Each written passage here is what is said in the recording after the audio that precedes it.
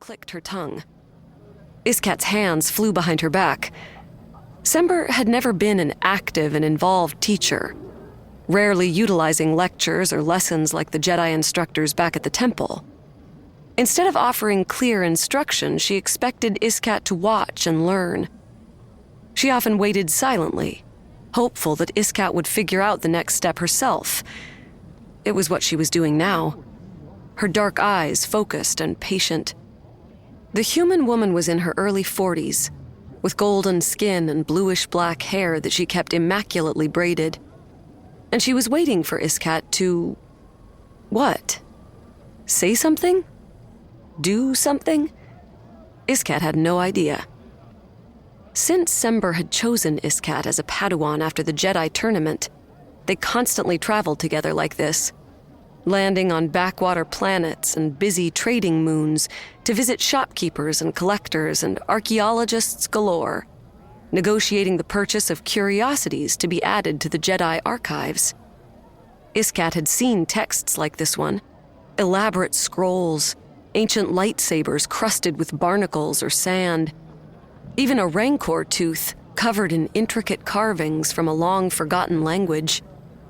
Sember was a sharp and stone-faced negotiator, and Iskat understood that her duty was to observe her master and gain the skills to recognize and acquire lost artifacts of Jedi history, so that they might help further educate the next generation of scholars of the Force. But as usual, Iskat could not decipher her master's silence. "Without touching it, what can you tell us, my Padawan?" Sember prodded, finally. Iskat put her long, braided brown hair over her shoulder, focused on the object before her, and took a deep breath, opening her senses. "The text appears to be ancient, Master. I'm not familiar with the language. The pages are some kind of animal skin, almost translucent. The ink is dark red." She leaned close, careful not to touch the skins, and inhaled. The tang of iron. Blood? Mixed with some sort of mineral powder? "That is what you can see. Reach out through the Force. What do you feel?" Iskat closed her eyes. Darkness. Yearning, she said wonderingly. It wants to be read, touched. It wants to be known. She opened her eyes, bright blue against her crimson skin, and looked questioningly toward her master. They'd retrieved dozens of artifacts over the years, and Iskat had never felt anything like this. Sember nodded once, the closest thing to praise she ever offered her apprentice. "This is no Jedi artifact," Sember said. "It is a Sith text." "Do you not want it, then?" the shopkeeper said, reaching to take it back. "I didn't say that."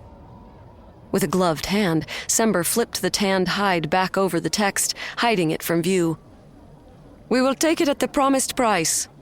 Rest assured it will be stored safely, so that it won't fall into the wrong hands." Iskat was supposed to observe carefully as Sember haggled with the shopkeeper, but her attention was drawn to the text, now just a squarish lump under the hide. She'd never seen a Sith artifact before. No wonder Sember hadn't let her touch it. She could still feel it, though, like a small child with arms reaching out, begging to be held. "Your assistant. What is she?" the shopkeeper asked as they turned to leave.